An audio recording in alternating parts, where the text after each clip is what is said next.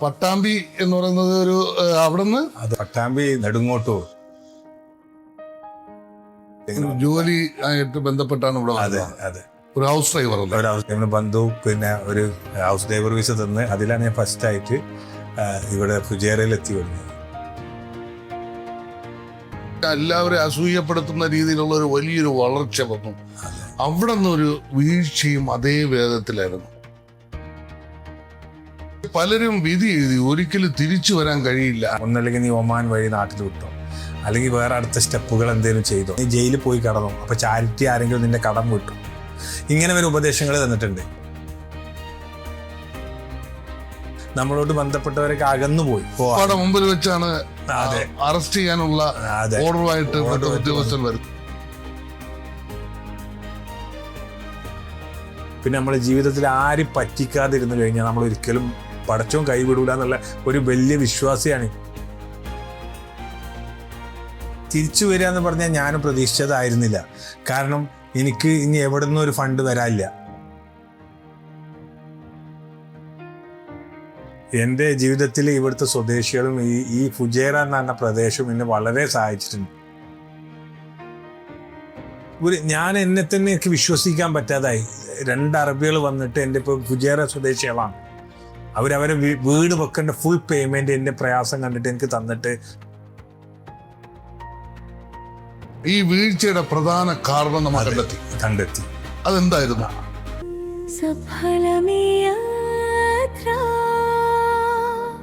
എല്ലാ പ്രിയപ്പെട്ട പ്രേക്ഷകർക്കും സഫലമി യാത്രയുടെ പുതിയൊരു അധ്യായത്തിലേക്ക് സ്വാഗതം. ഞാനിന്ന് ഫുജിറയിലാണ്. ഫുജിറ നിങ്ങൾക്ക് എല്ലാവർക്കും അറിയാം, യുണൈറ്റഡ് അറബ് എമിറേറ്റ്സിന്റെ ഒരു എമിറേറ്റ് ആണ് ഫുജിറ എന്ന് പറയുന്നത്. സഫലമി യാത്ര പ്രവാസികളുടെ ജീവിത യാത്രയാണ്. വർഷങ്ങൾക്ക് മുമ്പ് ഒരു ജോലി എന്ന സ്വപ്നവുമായി ഈ രാജ്യത്ത് വരികയും അവരുടെ കഠിനാധ്വാനവും ആത്മാർത്ഥതയും സത്യസന്ധതയും പിൽക്കാലത്ത് അറിയപ്പെടുന്ന മറ്റൊരു പ്രസ്ഥാനത്തിന് നേതൃത്വം കൊടുക്കുന്നു എന്നുള്ള ഒരു യാഥാർത്ഥ്യത്തിലേക്ക് നമ്മളെ കൊണ്ടെത്തിക്കുകയാണ്. ഒരു ഈസി ആയിട്ട് നമ്മൾ ആക്സസ് ചെയ്യാൻ പറ്റുന്ന ഒരു യാത്രയല്ല പ്രവാസം എന്ന് പറയുന്നത്. ഒരുപാട് കഠിനമായ പ്രതിസന്ധികളെയും പ്രശ്നങ്ങളെയൊക്കെ അതിജീവിച്ച് മുന്നോട്ട് പോവുക എന്ന് പറയുന്ന വലിയൊരു കാര്യമാണ്. അങ്ങനെ അത്തരം പ്രതിസന്ധികളെ കടന്ന് മുന്നോട്ട് പോയി വിജയം കൈവരിച്ച മലയാളികൾ നമുക്ക് എപ്പോഴും ഒരു പ്രചോദനമാണ്, ഇൻസ്പയറിംഗ് ആണ്. ഇന്ന് അത്തരത്തിലുള്ള ഒരു മലയാളിയാണ് ഞാൻ നിങ്ങളുടെ മുമ്പിൽ പരിചയപ്പെടുത്തുവാൻ പോകുന്നത്. പാലക്കാട് ജില്ലയിലെ പട്ടാമ്പി എന്ന പ്രദേശത്തു നിന്നും ഏതാണ്ട് 14 വർഷങ്ങൾക്ക് മുമ്പ് പ്രവാസ ജീവിതം ആരംഭിച്ച ശ്രീ സുബൈർ അലിയാണ് ഇന്ന് നമ്മുടെ അതിഥി.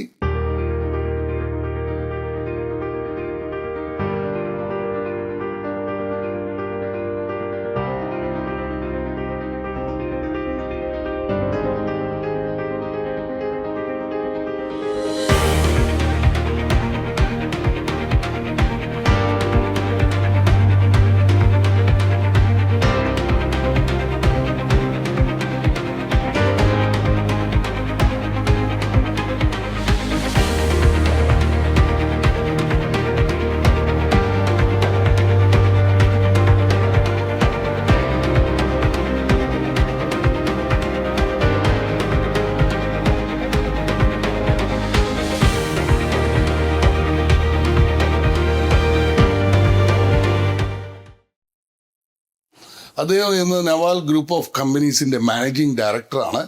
അദ്ദേഹത്തെ ഈ പ്രോഗ്രാമിലേക്ക് ഞാൻ ഹാർദവമായി സ്വാഗതം ചെയ്യുന്നു. അസ്സലാമു അലൈക്കും. വലൈക്കും അസ്സലാം. പട്ടാമ്പി എന്ന് പറയുന്നത് ഒരു അവിടുന്ന് അതെ, പട്ടാമ്പി നമ്മള് ദേശത്ത് പിന്നെ പട്ടാമ്പി നെടുങ്ങോട്ടൂർ എന്ന സ്ഥലത്താണ് ഗ്രാമമാണ്. അവിടെയാണ് എൻ്റെ സ്ഥലം. നെടുങ്ങോട്ടൂർ. അതെ, പട്ടാമ്പിയിൽ നിന്ന് പിന്നെ കൊപ്പം വഴി പിന്നെ നെടുങ്ങോട്ടൂർ അങ്ങനെ എത്തിപ്പെടുന്ന സ്ഥലത്താണ് ഞാൻ എൻ്റെ ഇപ്പോൾ താമസം. അവിടെയാണ് ജനിച്ചതും വളർന്നതെല്ലാം അവിടെ തന്നെ. ഉപ്പാക്ക് എന്ത് ജോലിയായിരുന്നു? ഉപ്പാക്ക് ഒരു ബിസിനസ്സായിരുന്നു, പിന്നെ പലചരക്ക് വ്യാപാരിയായിരുന്നു. പേര് ഇബ്രാഹിം. എത്രാമത്തെ മകനായിരുന്നു സുബൈർ? ഞാന് ഫസ്റ്റ് മകനാണ്, മൂത്ത മകനാണ്. മൂത്ത മകനാണ് ഞാൻ. എൻ്റെ താഴെ ഒരു അനിയനുണ്ട്, ഒരു അനിയത്തിയുണ്ട്. സ്കൂൾ വിദ്യാഭ്യാസം എല്ലാം പിന്നെ ഇവിടെ പട്ടാമ്പി ആയിരുന്നു. കൊപ്പം ദാറുൽ അത്ഫാൽ എന്ന സ്ഥലത്താണ് ഞാൻ പഠിച്ചിരുന്നത്. അതിനുശേഷം പിന്നെ ഞാൻ ഫുജേറയിലേക്ക് ഒരു വിസ കിട്ടിയിട്ട് ഇങ്ങനെ വന്നതാ. ജോലി ആയിട്ട് ബന്ധപ്പെട്ടാണ് ഇവിടെ അതെ വന്നത്. അതെ. ഒരു ഹൗസ് ഡ്രൈവർ അല്ലേ? ഒരു ഹൗസ് ഡ്രൈവറായിട്ട് നമ്മുടെ ബന്ധു പിന്നെ ഒരു ഹൗസ് ഡ്രൈവർ വിസ തന്ന് അതിലാണ് ഞാൻ ഫസ്റ്റായിട്ട് ഇവിടെ ഫുജേറയിൽ എത്തി വരുന്നത്. ഫുജിറയിൽ വരുന്നത്. അതെ. അപ്പോൾ ഹൗസ് ഡ്രൈവർ എന്ന് പറയുമ്പോൾ നമുക്ക് ഇവിടെ വന്ന് ലൈസൻസ് എടുക്കണം. ഇവിടുന്ന് ലൈസൻസ് എടുക്കണം. പിന്നെ ആ ലൈസൻസ് എടുക്കുക എന്നുള്ളൊരു പർപ്പസും കൂടി അന്ന് ലൈസൻസിന് പിന്നെ ഉള്ളവർക്ക് ജോലി കിട്ടാൻ വളരെ എളുപ്പമായിരുന്നു. അപ്പോൾ അതിന് ഏറ്റവും നല്ലൊരു വഴി നമുക്ക് പിന്നെ ഹൗസ് ഡ്രൈവർ എന്നുള്ള രീതിയിൽ വരുമ്പോഴായിരുന്നു.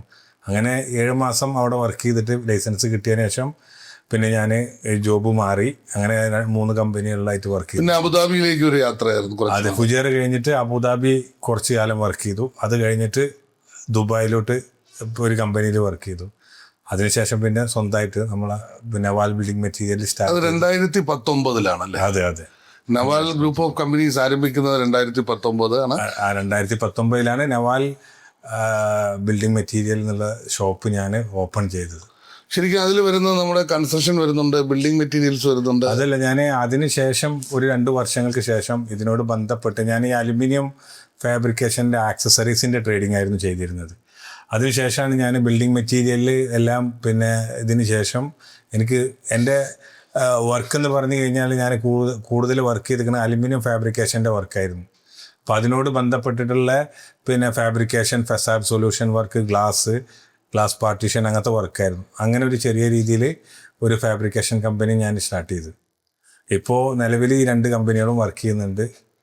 അപ്പോൾ ശരിക്കും ഈ ഒരു ഫീൽഡിലേക്ക് ഇവിടെ വന്നതിന് ശേഷമാണ് ഒരു പരിചയം വരുന്നത് അല്ലേ? അതെ, ഇവിടെ വന്നതിന് ശേഷമാണ് ഞാനൊരു ഫാബ്രിക്കേഷൻ കമ്പനിയിൽ ജോയിൻ ചെയ്തത്. ആ ഒരു എക്സ്പീരിയൻസ് ആയി കഴിഞ്ഞതിന് ശേഷം ഞാൻ പിന്നെ അതിനോട് ബന്ധപ്പെട്ട വേറെ പിന്നെ കമ്പനികൾക്ക് ഞാൻ മാറ്റം ചെയ്തതിന് ശേഷമാണ് ഇപ്പോൾ ഈ ഒരു പിന്നെ ഫൈനലായിട്ട് ഫാബ്രിക്കേഷൻ ഡിവിഷൻക്ക് ഇതായത്. അപ്പോൾ ഞാൻ ഫുജേറയിൽ വന്നപ്പോൾ ഇവിടെ ഒന്നും ഈ അലുമിനിയം ആക്സസറീസിന് ആവശ്യമായ സാധനങ്ങൾ കിട്ടാൻ വലിയ ബുദ്ധിമുട്ടായിരുന്നു. അപ്പോൾ ഒരു കൺസെപ്റ്റ് പറഞ്ഞ് നമുക്കൊരു ബിൽഡിംഗ് മെറ്റീരിയൽ സ്റ്റാർട്ട് ചെയ്ത് കഴിഞ്ഞാൽ ഈ അലുമിനിയത്തിൻ്റെ ആക്സസറീസും കാര്യങ്ങളൊക്കെ അന്ന് പിന്നെ ഇവിടെ വളരെ കുറച്ചേ കിട്ടിയിരുന്നുള്ളൂ. അപ്പം അങ്ങനെ ബിൽഡിംഗ് മെറ്റീരിയൽ സ്റ്റാർട്ട് ചെയ്തതാണ്. ഇപ്പോൾ അതിനുശേഷം ഞങ്ങൾക്ക് മെയിൻ പർപ്പസ് ഉണ്ടായിരുന്നത് ഞങ്ങൾ ഫാബ്രിക്കേഷൻ ഡിവിഷനിലേക്കുള്ള മെറ്റീരിയൽ പിന്നെ ഇവിടെ അവൈലബിലിറ്റി കുറഞ്ഞപ്പോൾ എന്നും ഷാർജയിൽ പോകേണ്ട ഒരു അവസ്ഥയാണ്. അപ്പോൾ അതിനോട് ബന്ധപ്പെട്ടിട്ടാണ് ബിൽഡിംഗ് മെറ്റീരിയൽ ഫീൽഡിലേക്ക് ഞാൻ പിന്നെ സ്റ്റാർട്ട് ചെയ്തത്. ശരിക്കും ഒരു സുബൈർ ഭായിയെ സംബന്ധിച്ചിടത്തോളം ഒരു വളർച്ച വളരെ പെട്ടെന്നായിരുന്നു. ഒരു വളരെ അധികം എല്ലാവരെയും അസൂയപ്പെടുത്തുന്ന രീതിയിലുള്ള ഒരു വലിയൊരു വളർച്ച വന്നു. അവിടെ നിന്നൊരു വീഴ്ചയും അതേ വേഗത്തിലായിരുന്നു. അതെ, വളർച്ചയും വീഴ്ചയും രണ്ടും ഒരേ ഫേസിലായിരുന്നു എന്നുള്ളതാണ്. ഇത് മെയിനായിട്ട് എൻ്റെ വീഴ്ചയ്ക്കുള്ള കാരണം ലാക്ക് ഓഫ് എക്സ്പീരിയൻസ് ആണ്. എനിക്ക് ഈ എക്സ്പീരിയൻസ് ഒരു കമ്പനി നടത്തിയിട്ടുള്ള ഒരു അറിവില്ല. ഞാനൊരു ജോബ് ചെയ്ത് സ്ഥലത്ത് നിന്നിട്ട് ഒരു ബിസിനസ് സ്വന്തമായിട്ട് ഓപ്പൺ ചെയ്യാന്നുള്ള ഒരു രീതിയിലേക്ക് മാറിയപ്പോൾ അതിൽ ഒരുപാട് നമുക്ക് ആവശ്യമുള്ള സാധനങ്ങൾ നമ്മൾക്ക് അറിയാത്ത കുറേ കാര്യങ്ങളുണ്ട്. നമ്മൾ പിന്നെ റിക്രൂട്ട്മെൻറ്റ്, നമ്മളെങ്ങനെ പിന്നെ ഫണ്ട് ഫ്ലോ മാനേജ് ചെയ്യണം, അങ്ങനത്തെ ഒരുപാട് കാര്യങ്ങൾ നമുക്ക് പഠിക്കേണ്ട കാര്യങ്ങളുണ്ട്. പക്ഷേ ഞാൻ ഡയറക്റ്റായിട്ട് വന്നതാണ്. പക്ഷേ ഞാൻ തുടക്കത്തിൽ കമ്പനി സ്റ്റാർട്ട് ചെയ്തപ്പോൾ തന്നെ എനിക്ക് കൂടുതൽ ഒരുപാട് പ്രൊജക്റ്റുകൾ കിട്ടി. അപ്പോൾ പിന്നെ എൻ്റെ പിന്നെ പ്രതീക്ഷ ഒരുപാട് കൂടി.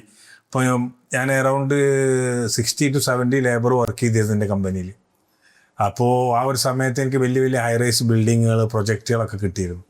അപ്പോൾ അതുമായി ബന്ധപ്പെട്ടിട്ട് പിന്നെ ഒരുപാട് ലാക്ക് ഓഫ് മാനേജ്മെൻറ്റ് വന്നു. അപ്പോൾ അതിൽ പിന്നെ എനിക്ക് കൺട്രോൾ ചെയ്യാൻ പറ്റാത്തതുകൊണ്ട് ഒരുപാട് വീഴ്ചകൾ സംഭവിച്ചു.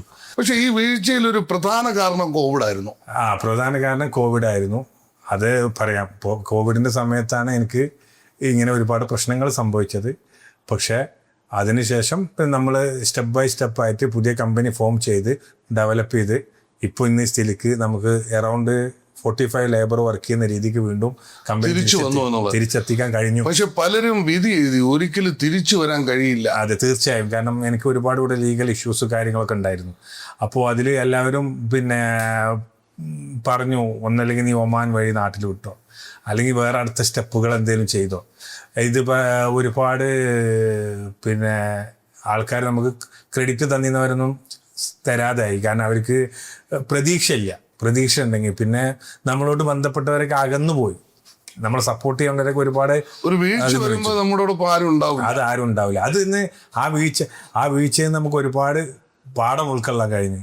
അതാണ് നമ്മുടെ ജീവിതത്തിലുള്ള ഏറ്റവും വലിയ എനിക്കിപ്പോഴും അതിൻ്റെ ഏറ്റവും വലിയ ധൈര്യം എന്ന് പറഞ്ഞു കഴിഞ്ഞാൽ എന്നിൽ ഞാൻ അർപ്പിച്ച വിശ്വാസം എന്നെ കൊണ്ട് പറ്റും. ആര് പറഞ്ഞു ഇവിടുന്ന് ഏത് വണ്ടികളിൻ്റെ ഇവിടുന്ന് പിന്നെ ഞാൻ അറൗണ്ട് 20 to 25 ഉണ്ടായ കമ്പനിയിലുള്ള വണ്ടികളുണ്ടായിരുന്നു. ഞങ്ങൾ മൊത്തത്തിൽ 12 വണ്ടിയായിട്ടുണ്ടായിരുന്നു. പിന്നെ കൊമേഴ്ഷ്യൽ പർപ്പസിന് യൂസ് ചെയ്യുന്നു. അതൊക്കെ സെയിൽ ചെയ്ത് അങ്ങനത്തെ കാര്യങ്ങളൊക്കെ ചെയ്തപ്പോൾ എനിക്കെന്താ കൂടുതൽ കോൺഫിഡൻ്റ് ആയി. ഞാൻ പറഞ്ഞു ഞാൻ ഇതാവും. അപ്പോൾ സുഹൃത്ത് ബന്ധങ്ങളൊക്കെ പറഞ്ഞു ഇനി നിനക്ക് പറ്റില്ല, എത്രയും പെട്ടെന്ന് വൈൻഡപ്പ് ചെയ്യും, അത് ക്യാൻസറായിട്ട് കൂടുതൽ നിനക്ക് എന്താവും, നല്ല പ്രശ്നങ്ങൾക്ക് വരും. ഇപ്പം ഞാനൊരു പരിധി വരെ ചിന്തിച്ചപ്പോൾ ശരിയാണ്, വെയർ ഹൗസ് റെൻറ്റ് കൊടുക്കാതിട്ട് കഴിഞ്ഞാൽ അത് ലീഗൽ ഇഷ്യൂസിന് പോവും.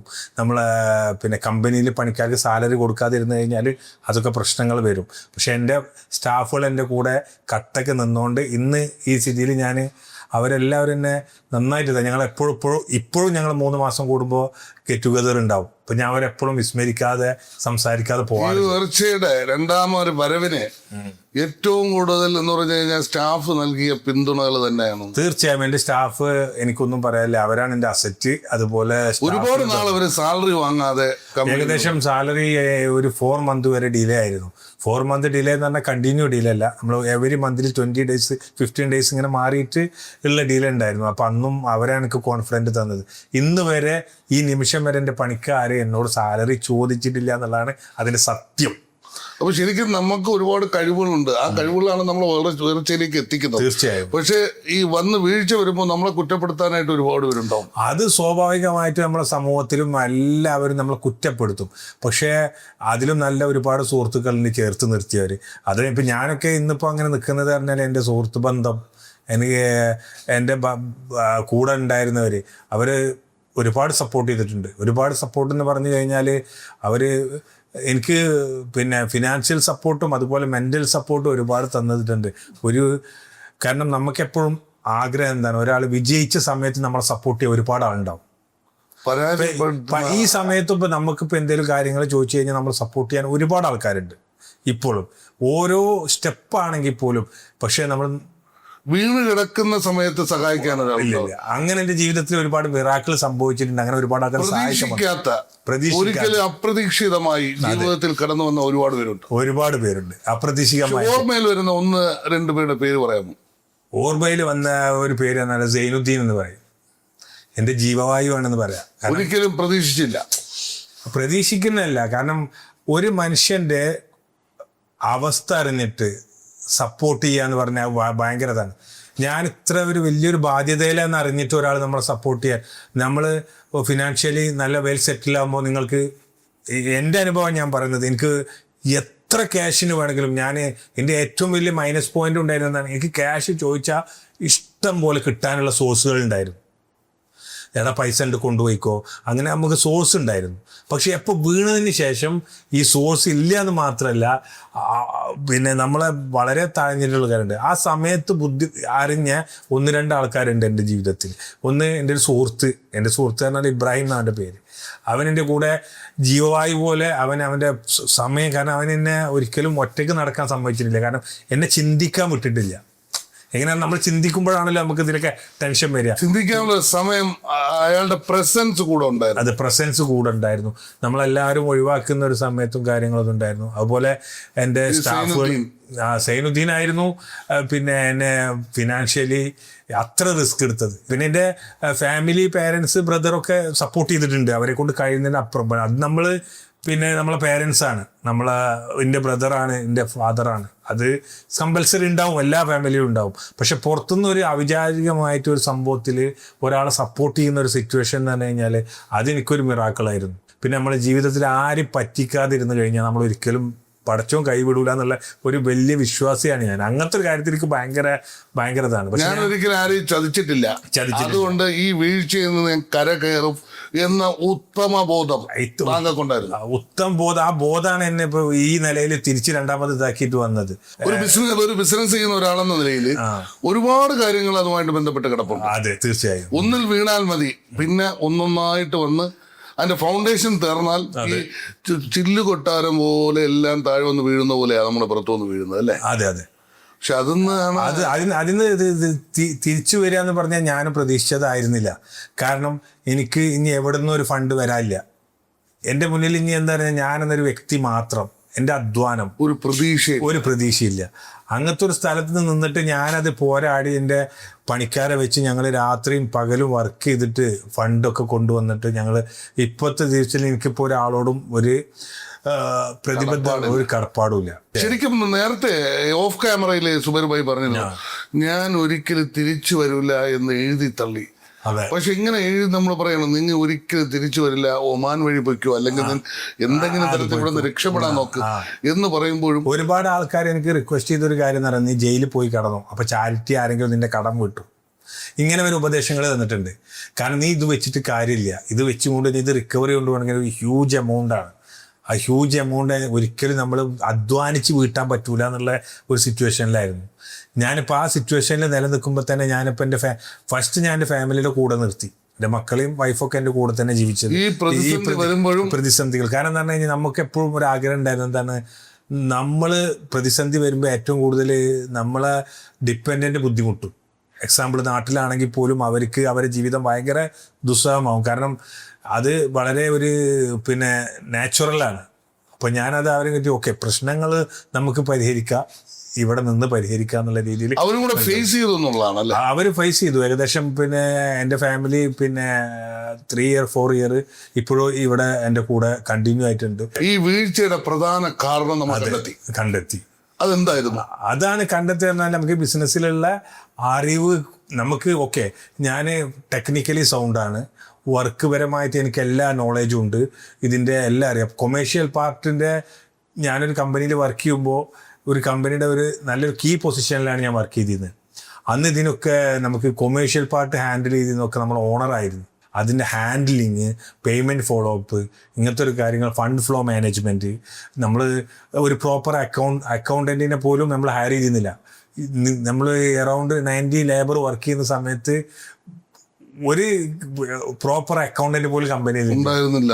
അതാണ് ഒരു മിസ്മാനേജ്മെന്റ് മാത്രമാണ് അതിൽ കാര്യങ്ങൾ. പിന്നെ എന്താ നമ്മളെ കൂടെ ഉള്ളവർക്കും ഇതേമാതിരി ഇതൊരു മാനേജ് ചെയ്യാനുള്ള ഒരു കപ്പാസിറ്റി ഉള്ള ഒരാളും എൻ്റെ കൂടെ ഉണ്ടായിട്ടുണ്ടായിരുന്നു. ശരിക്കും നമ്മുടെ ജീവിതത്തിൽ ഏറ്റവും കൂടുതൽ സ്വാധീനിച്ച 2 വ്യക്തികൾ നമ്മുടെ ഉപ്പായും ഉമ്മായും തന്നെ. അതെ, തീർച്ചയായും. എത്രത്തോളമാണ് താങ്കളുടെ ജീവിതത്തിൽ ഉപ്പായും ഉമ്മായും സ്വാധീനം? അത് എൻ്റെ ഉപ്പയും ഉമ്മയും എൻ്റെ ജീവിതത്തിൽ സ്വാധീനിച്ചതെന്ന് പറഞ്ഞു കഴിഞ്ഞാൽ അവരെ പ്രാർത്ഥനയും കൂടിയാണ് ഞാൻ ഈ രീതിക്ക് തിരിച്ചു വരാനുള്ളൊരു കാരണം എന്ന് വിശ്വസിക്കുന്ന ഒരാളാണ് ഞാൻ.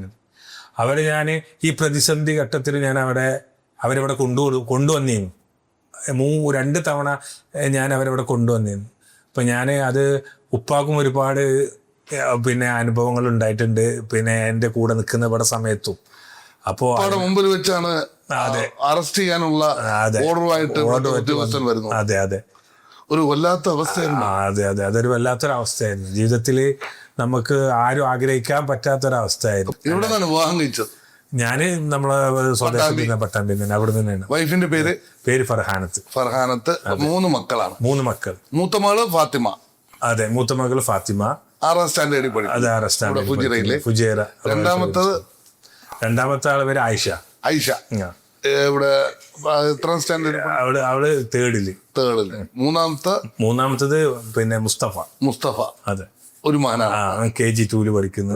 എല്ലാരും ഇവിടെ ഫുജൈറയിൽ ഇന്ന് വളരെ സന്തോഷത്തിലാണ്. പക്ഷെ ശരിക്കും അന്നും ഒരു വല്ലാത്ത ഒരു ട്രോമയിലായിരുന്നു അവരും മുന്നോട്ട് പോയിരുന്നു അല്ലേ? അതെ, തീർച്ചയായും. എൻ്റെ വൈഫിനെ ജീവിതത്തിൽ ഒരുപാട് എൻ്റെ അവസ്ഥ ഏറ്റവും കൂടുതൽ ഫേസ് ചെയ്തത് എൻ്റെ വൈഫാണ്. അപ്പൊ അവൾക്ക് നേരിട്ട് കാണുന്നതും ബുദ്ധിമുട്ടുകളും പ്രയാസങ്ങളൊക്കെ അറിയുന്നതും ഒക്കെ തന്നെ. പക്ഷെ ബിസിനസ്സിൽ അതെല്ലാം അഡ്ജസ്റ്റ് ചെയ്യാൻ ഒരു 4 വർഷക്കാലം 14 വർഷക്കാലം ഒരു എല്ലാ വിധത്തിലും അഡ്ജസ്റ്റ് ചെയ്യാൻ ഫാമിലി തയ്യാറായി എന്നുള്ളത്. അത് ആ 4 വർഷക്കാലത്തിൽ ഫാമിലി എന്നെ നന്നായിട്ട് സപ്പോർട്ട് ചെയ്തു. അതുപോലെ തന്നെ എൻ്റെ ഫാമിലി മെമ്പേഴ്സ്, എൻ്റെ അങ്കിള്, ഒരുപാട് ആൾക്കാർ, എൻ്റെ ഫാമിലിയിലെ ഒരുപാട് ബ്രദേഴ്സ് എല്ലാവരും സപ്പോർട്ട് ചെയ്തിരിക്കുന്നു. അവരൊക്കെ എന്നെ സപ്പോർട്ട് ചെയ്ത് ക്യാഷ് എന്ന് സപ്പോർട്ട് ചെയ്തോലൊക്കെ എനിക്ക് ഒരുപാട് എന്നോട് പറഞ്ഞു, നീ ടെൻഷൻ അടിക്കല്ലേ, ഒരുപാട്. പക്ഷേ ഇതിലെല്ലാത്തിനേക്കാൾ ഉപരി നേരത്തെ താങ്കൾ പറഞ്ഞു വെച്ച ഒരു കാര്യമുണ്ട്, ഞാൻ ആർക്കൊരു ദ്രോഹം ചെയ്തിട്ടില്ല, ആരെയും ചതിച്ചിട്ടില്ല, എന്റെ പടച്ച തമ്പുരാനെ തിരിച്ചു കൊണ്ടുവരുമെന്നുള്ള ആത്മവിശ്വാസം താങ്കൾക്കുണ്ടായിരുന്നു. തീർച്ചയായും ആ ആത്മവിശ്വാസമാണ് എന്റെ ആ ഇപ്പോഴുള്ള പടച്ചവന്റെ അപാരമായ അനുഗ്രഹമാണ് താങ്കളെ ഇന്ന് ഈ രീതിയിൽ കൊണ്ട് അതെ അതെ എന്റെ അതുപോലെ എന്റെ മാതാപിതാക്കളെ പ്രാർത്ഥന ഇത് രണ്ടുമാണ് എനിക്ക് ഈ തിരിച്ചു കൊണ്ടുവരാനുള്ള ഒരു അവസ്ഥ കാര്യങ്ങൾ ഇതായത്. ഇപ്പോ എന്റെ പണിക്കാരെല്ലാവരും നല്ല സന്തോഷമായിട്ട് എന്റെ അൽഹംദുലില്ലാ ആ ഒരു തിരിച്ചു വരവിനെ അഭിനന്ദിക്കുന്നു. ഇനി ഒരുപാട് ഒരുപാട് ഉയരങ്ങളിൽ എത്തട്ടെ എന്ന് പ്രാർത്ഥിക്കുന്നു. ഇവിടെ നവാൽ ഗ്രൂപ്പ് ഓഫ് കമ്പനീസ് എന്ന് നമ്മള് ആദ്യം നമ്മൾ ഫുജിറയുടെ ഒരു ഷോറൂം അത് കണ്ടു. നവാൽ മെറ്റൽ പ്രൊഡക്റ്റ് ഉണ്ട്, മെറ്റൽ ട്രേഡിങ് ചെയ്യുന്നുണ്ട്. അതുപോലെ നമ്മൾ building material trading Naval building material എന്നിട്ട് ഈ ഇപ്പൊ നമ്മൾ ചെയ്യുന്ന ഷോപ്പ് ചെയ്യുന്നുണ്ട്. പിന്നെ അതിന് പുറമെ നമ്മൾ നവാൽ അലുമിനിയം ആൻഡ് ഗാർബേജ് ചൂട്ട് എന്ന് പറഞ്ഞിട്ട് വേറൊരു സ്ഥാപനം വർക്ക് ചെയ്യുന്നുണ്ട്. 45 പേരുടെ കുടുംബം 45 പേരുടെ കുടുംബം എൻ്റെ കൂടെ ഉണ്ട്. അവരുടെ പ്രാർത്ഥന കൂടെ ഉണ്ട്. അതില് അവരെല്ലാവരും എൻ്റെ കൂടെ എപ്പോഴും ഉണ്ട്. അതുപോലെ എനിക്ക് എന്നെ ഒരുപാട് തകർച്ചയിലും സഹായിച്ച ഒരുപാട് സ്റ്റാഫുകളുണ്ട്. അവരെ നമുക്ക് മറക്കാൻ പറ്റില്ല. കാരണം അവരൊക്കെ ഇപ്പോൾ അവരുടേതായ ജീവിത സാഹചര്യം കൊണ്ട് അവരെന്നെ വിട്ടു പിരിഞ്ഞു പോയ ആൾക്കാരുണ്ട്. അതുപോലെ എൻ്റെ അയൽവാസികളൊക്കെ ഉണ്ടായിരുന്നു ഇവിടെ എൻ്റെ കൂടെ വർക്കിൽ. അവരൊക്കെ എൻ്റെ പരമാവധി എനിക്ക് സപ്പോർട്ട് ചെയ്യാൻ വേണ്ടി സപ്പോർട്ട് ചെയ്തതിന് ശേഷം മാത്രമാണ് അവർ അവരുടേതായ കരിയർക്ക് മാറിയിട്ടുള്ളൂ. അതുകൊണ്ട് അവരോട് നമ്മൾ കടപ്പെട്ടു. അതുപോലെ തന്നെ ഈ രാജ്യവും നമുക്ക് നൽകിയ സ്നേഹം, നമ്മളെ അംഗീകരിക്കാനുള്ള ഒരു വലിയ മനസ്സ്, അതെ, എല്ലാം നമുക്ക് തിരിച്ചു വരാനുള്ള ഒരു ഊർജവും നൽകിയത് ഈ രാജ്യം തന്നെ. അതെ അതെ തീർച്ചയായും ഈ രാജ്യവും ഇവിടുത്തെ ഭരണാധികാരികളും ഇവിടുത്തെ സ്വദേശികളും താങ്കളുടെ ജീവിതത്തെ സ്വാധീനിച്ചിട്ടുണ്ട്. എൻ്റെ ജീവിതത്തിൽ ഇവിടുത്തെ സ്വദേശികളും ഈ ഫുജേറ എന്ന് പറഞ്ഞ പ്രദേശവും എന്നെ വളരെ സഹായിച്ചിട്ടുണ്ട്. എനിക്ക് ഇവിടുത്തെ ഒരുപാട് പിന്നെ ഇവിടുത്തെ സ്വദേശികൾ അവരെ വീട് വെക്കാനുള്ള ഫുൾ പേയ്മെൻറ്റ് എനിക്ക് അഡ്വാൻസ് ആയി തന്നിട്ട് എൻ്റെ കേസ് മാറ്റിയിട്ട് ചെയ്തു. എനിക്ക് 2 മാസം 3 മാസം കഴിഞ്ഞിട്ട് എൻ്റെ വീട് പണി തുടങ്ങുള്ളൂ എന്ന് പറഞ്ഞിട്ട് ഒരുപാട് ലോക്കൽസ് എനിക്ക് ക്യാഷ് തന്നിട്ടുണ്ട്. അതൊക്കെ പടച്ചോൻ്റെ അനുഗ്രഹം കൊണ്ട് അങ്ങനെ ഞാൻ എന്നെ തന്നെ എനിക്ക് വിശ്വസിക്കാൻ പറ്റാതായി. 2 അറബികൾ വന്നിട്ട് എൻ്റെ ഇപ്പോൾ ഫുജേറ സ്വദേശികളാണ്. അവരവരെ വീട് വെക്കേണ്ട ഫുൾ പേയ്മെൻറ്റ് എൻ്റെ പ്രയാസം കണ്ടിട്ട് എനിക്ക് തന്നിട്ട് നിൻ്റെ പ്രയാസം തീർത്തിട്ട് നീ വീട് വെച്ചാൽ മതി പറഞ്ഞു. ഞാൻ വളരെ സന്തോഷത്തിൽ അവരെ വീട് തീർത്തു കൊടുത്തു. അതിന് കൂടുതലായിട്ട് അവർക്ക് എൻ്റെ ഭാഗം ഒരു ഗിഫ്റ്റായിട്ട് അവർക്കുള്ള എക്സ്ട്രാ വർക്കുകൾ ഞാൻ ചെയ്തു കൊടുത്തിട്ടുണ്ട്. ഒരു കരുതൽ ഇവിടുത്തെ ലോക്കൽസ് എനിക്ക് തന്നിട്ടുണ്ട്. ആ കരുതൽ ഇന്നും സുബൈർഭായിക്കുണ്ട്. അതെ, ആ കരുതൽ ഇന്നും എനിക്ക് ഒരുപാടുണ്ട്. ഇത് തന്നെയാണ് ഊർജവും. ഇതാണ് എൻ്റെ ഊർജവും, ഇതാണ് എൻ്റെ കൈ മുതലും. എനിക്ക് വേറെ ഒന്നുമില്ല. പക്ഷെ നമ്മൾ അത്ര ആത്മാർത്ഥമായിട്ട് വിശ്വസിച്ചു എന്നുള്ള ഒരു വലിയ ഒരു അംഗീകാരം ഈ രാജ്യം എനിക്ക് തന്നിട്ടുണ്ട്, ഈ രാജ്യത്തുള്ള ജനങ്ങൾ തന്നിട്ടുണ്ട്. അതുപോലത്തെ ഇവിടുത്തെ ഒരുപാട് പിന്നെ നമ്മളെ പോലീസ് ഉദ്യോഗസ്ഥർ ഇന്ന് ഒരുപാട് തവണ എനിക്ക് ഈവൻ അറസ്റ്റ് വാറന്റ് ഉണ്ടായപ്പോൾ പോലും എന്നെ പിടിച്ചിട്ട് അന്ന് പേ ചെയ്തിട്ട് അതിന് റിമൂവ് ചെയ്യും, കേസ് ഫയലാവല്ലേ, ഒരുപാട് ലീഗൽ സപ്പോർട്ടുകളും അവർ നമുക്ക് തന്നു. വളരെ സന്തോഷം, ഇന്ന് വലിയ സന്തോഷമായി പോകുന്നു.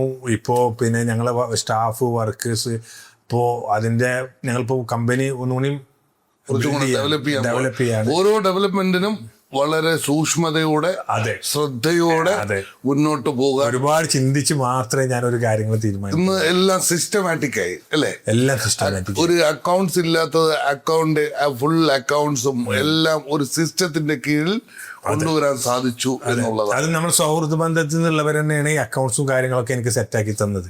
അവരാണ് ഇപ്പോഴും എൻ്റെ അക്കൗണ്ട്സ് മോണിറ്റർ ചെയ്യുന്നത്. കാരണം അവർക്കും ഒരു നിർബന്ധമുണ്ട്, ഞാനിനി വീഴാൻ പാടില്ല. ബിസിനസ് ആകുമ്പോൾ അപ്സ് ആൻഡ് ഡൗൺ ഉണ്ട്. അതെ, അപ്പൊ ഈ താഴ്ചയിലേക്ക് വരുമ്പോ എല്ലാം നശിച്ചു, ഇനി നമ്മുടെ മുമ്പിൽ ഒന്നുമില്ല എന്ന് പറയുന്ന ആ പ്രതീക്ഷ, മുന്നോട്ട് പോകാൻ കഴിയില്ല എന്നുള്ള പ്രതീക്ഷ നഷ്ടപ്പെട്ടവർക്ക് താങ്കളുടെ ഇത്രയും നാളത്തെ ജീവിത അനുഭവത്തിൽ നൽകാൻ പറ്റുന്ന ഏറ്റവും വലിയ അഡ്വൈസ് എന്താണ്? അതെ, നമ്മള് വിശ്വാസമായിട്ട് നേരിട്ട് മുന്നോട്ട് പോയി കഴിഞ്ഞാൽ നമ്മൾ ഫേസ് ചെയ്യാൻ തയ്യാറാവണം. എന്തും ഫേസ് ചെയ്യാൻ തയ്യാറായിട്ട് നമ്മൾ ഹാർഡ് വർക്ക് ചെയ്ത് കഴിഞ്ഞാൽ നമുക്ക് ഏത് പ്രയാസങ്ങളും തരണം ചെയ്ത് മുന്നോട്ട് കൊണ്ടുപോകാനാണ് എൻ്റെ ജീവിതം എനിക്ക് കാണിച്ചു തന്നതാണ്. കാരണം ഞാൻ ജീവിതത്തിൽ ഒരിക്കലും തിരിച്ചു വരൂല എന്ന് അത്രത്തോളം പ്രശ്നങ്ങളിൽ പെട്ടതിന് ശേഷം ഇപ്പം ഞാൻ എല്ലാ കാര്യങ്ങളും ചെയ്ത് തിരിച്ചു വന്നൊരു വ്യക്തിയാണ്. അതുകൊണ്ട് എനിക്ക് പറയാൻ പറ്റും, ഹാർഡ് വർക്ക് ചെയ്യുക, വിശ്വാസവഞ്ചന ചെയ്യാതിരിക്കുക, നമ്മൾ മുന്നോട്ട് പോവുക, തിരിച്ചു വരുമെന്നുള്ള പ്രതീക്ഷ കൈവിടാതിരിക്കുക. അതെ, ജീവിതത്തിൽ നന്മയും തിന്മയും ദൈവത്തിൽ നിന്നുള്ളതാണ് എന്ന് തന്നെയാണ്. നമ്മുടെ ജീവിതത്തിൽ നന്മ വരുമ്പോഴും തിന്മ വരുമ്പോഴും എല്ലാം പഠിച്ചോൻ്റെതാണ്. ഒരു തിന്മ വരുമ്പോൾ ഒരു നന്മ നമ്മളെ കാത്തിരിപ്പുണ്ടാവും. അതെ അതെ, തീർച്ചയായും അത് തന്നെയാണ് സുബൈർ ഭായിയുടെ ജീവിതത്തിൽ നടന്നത്. എൻ്റെ ജീവിതത്തിൽ നടന്നത് ഇപ്പൊ അതാണ്. എന്തായാലും ഇനി ഒരുപാട് ഉയരങ്ങളിലേക്ക് എത്തട്ടെ. ഇൻഷാ അല്ലാ. പടച്ച തമ്പുരാനുള്ള മനക്കരുത്ത് നൽകട്ടെ, ഇനിയും അതിനുള്ള ദീർഘായുസ് നൽകട്ടെ എന്ന് പ്രാർത്ഥിക്കുന്നു. ഓക്കെ. ഒരുപാട് സന്തോഷം. ഇനിയും ഒരുപാട് അഭിമുഖങ്ങൾ നൽകുവാൻ കഴിയട്ടെ, അതിന് ഉയരങ്ങളിൽ എത്തട്ടെ എന്ന് പ്രാർത്ഥിക്കുന്നു. ഓക്കെ. വളരെ സന്തോഷം. Thank you very much. അസ്സലാമു അലൈക്കും. Thank you sir. ഈ എപ്പിസോഡോട് അവസാനിക്കുകയാണ്. ഓരോ വ്യക്തികളുടെ ജീവിതം നമുക്ക് മുമ്പിൽ തുറന്നിട്ട് തരുന്ന ഒരു വലിയ പാഠപുസ്തകം തന്നെയാണ്. സുബൈർ ഭായി പറഞ്ഞു തന്നതും അദ്ദേഹത്തിൻ്റെ ജീവിതം ഒരു തുറന്ന പുസ്തകം പോലെ നമ്മുടെ മുമ്പിൽ പറഞ്ഞു. പ്രതിസന്ധി വരുമ്പോൾ, പ്രശ്നങ്ങൾ വരുമ്പോൾ തിരിഞ്ഞോടരുത്, അതിനെ ധൈര്യപൂർവ്വം അഭിമുഖീകരിക്കുക. നമ്മൾ പ്രതീക്ഷിക്കാത്ത, നമ്മൾ അപ്രതീക്ഷിതമായി നമ്മളെ സഹായിക്കുന്ന ഒരുപാട് പേരെ നമ്മുടെ മുമ്പിലേക്ക് കൊണ്ടുതരും പടച്ച തമ്പുരാൻ. അതിനെന്താണ്? നന്മകൾ ചെയ്യുക. ഇത് പറഞ്ഞത് സുബൈർ ഭായിയുടെ ജീവിതത്തിൻ്റെ യാഥാർത്ഥ്യങ്ങളാണ്. നമുക്ക് പ്രാർത്ഥിക്കാം, മുന്നോട്ടുള്ള യാത്രയിൽ എല്ലാവിധ നന്മകളും ഇനിയും പടച്ച തമ്പുരാൻ അദ്ദേഹത്തിനും അദ്ദേഹത്തിൻ്റെ കുടുംബത്തിനും അദ്ദേഹത്തിൻ്റെ എല്ലാ സംരംഭങ്ങൾക്കും നൽകട്ടെ. അതിലുപരി 45 കുടുംബങ്ങളെ സംരക്ഷിക്കണം അദ്ദേഹത്തിന്. അവരുടെ പ്രാർത്ഥനയും മാതാപിതാക്കളുടെ പ്രാർത്ഥനയും കുടുംബത്തിൻ്റെ പിന്തുണയും എല്ലാം സുബൈർ ഭായിയുടെ തിരിച്ചു വരുന്ന ഒരു യാഥാർത്ഥ്യമായി എന്നുള്ളത് ഒരു വസ്തുതയാണ്. ഇനി ഒരുപാട് ഉയരങ്ങൾ കീഴടക്കാൻ അദ്ദേഹത്തിന് കഴിയട്ടെ എന്ന് മാത്രം പ്രാർത്ഥിച്ചുകൊണ്ട് ഈ എപ്പിസോഡും തൽക്കാലം വിടവാങ്ങുന്നു. നന്ദി, നമസ്കാരം. സഫലമേ യാത്ര